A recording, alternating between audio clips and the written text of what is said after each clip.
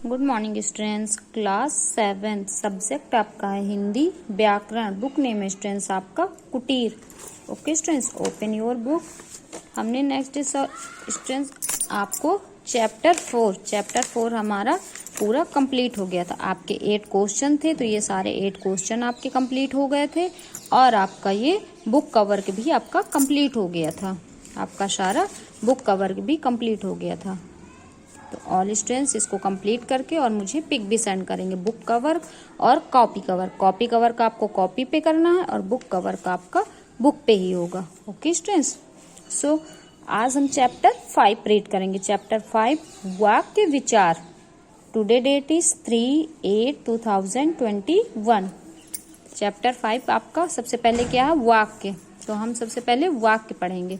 भाषा का सबसे छोटा भाग वाक्य कहा जाता है। भाषा का क्या है, जो सबसे छोटा भाग होता है वो हमारा क्या कहलाता है, वाक्य कहलाता है। भाषा वास्तव में वाक्यों का ही समूह है। भाषा क्या है, वाक्यों का ही समूह होता है, उसी को हम भाषा कहते हैं। यदि किसी शब्द समूह से कहने वाले की बात स्पष्ट ना हो तो उसे वाक्य नहीं कहा जा सकता। जैसे राम पिता का कहना पढ़ा। उपयुक्त उदाहरण में शब्दों का समूह तो अवश्य है, लेकिन इनका आपस में संबंध न जुड़ पाने के कारण यह वाक्य नहीं है। क्या है कि उपयुक्त उदाहरण में शब्दों का समूह तो अवश्य है। राम पिता का कहना पढ़, ये क्या है, इसका संबंध, इस पे शब्दों का समूह तो अवश्य है, ये शब्दों का समूह है, लेकिन इनका क्या है, आपस में संबंध न जुड़ पाने के कारण यह वाक्य नहीं है। क्योंकि जब ये इसका कोई सेंस नहीं निकले तो क्या है, यह वाक्य नहीं कहलाता, क्योंकि यह सेंटेंस सही नहीं है। पदों का ऐसा व्यवस्थित समूह जिसमें पूरा अर्थ देने की शक्ति होती है।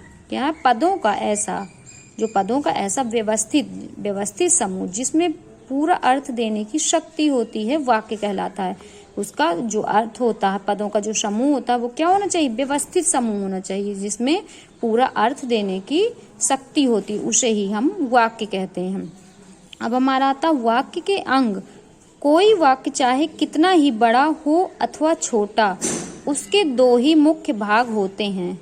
कोई भी वाक्य चाहे बड़ा हो और या तो छोटा हो, लेकिन क्या होता है, उसके 2 ही मुख्य भाग होते हैं।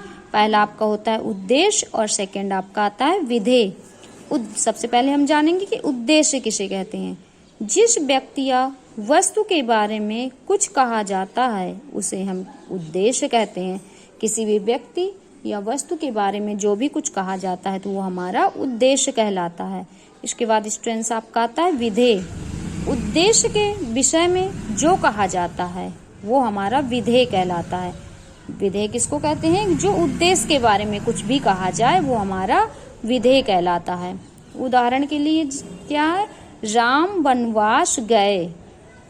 तो इस वाक्य में राम क्या है, राम आपका उद्देश्य है, क्योंकि राम के बारे में कहा जा रहा है ना, तो राम आपका उद्देश्य है, क्योंकि उनके बारे में कुछ कहा जा रहा है। और वनवास गए, वह दूसरा भाग आपका विधेय कहलाता है, क्योंकि जो मेन होता है वो हमारा क्या हुआ, वो हमारा उद्देश्य कहलाता है।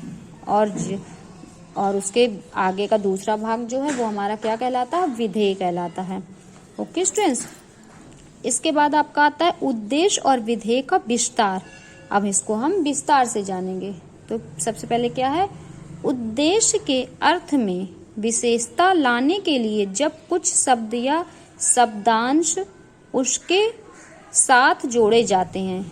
उद्देश्य के अर्थ में विशेषता लाने के लिए जब उसमें विशेषता लानी होती है तो उसमें क्या होता है, जब कुछ शब्द या उसमें शब्दांश उसके साथ जोड़े जाते हैं तो उद्देश्य का विस्तार हो जाता है। जैसे आपका ये उद्देश्य हुआ और ये उद्देश्य का विस्तार बता रहा है। तो सबसे पहले क्या है उद्देश्य, घोड़ा तेज दौड़ता है।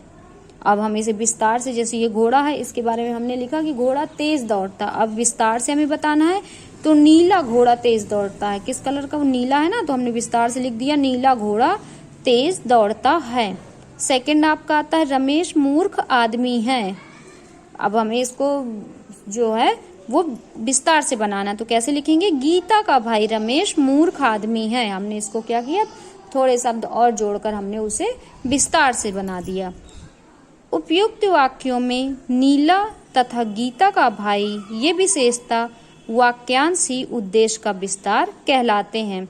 जो हमने इसमें नीला जोड़ा और गीता का भाई जोड़ दिया तो यही हमारा उद्देश्य का क्या होता है, विस्तार कहलाता है। ओके स्टूडेंट्स, आज के लिए इतना ही। नेक्स्ट फिर हम नेक्स्ट डे रीड करेंगे। Okay, thank you.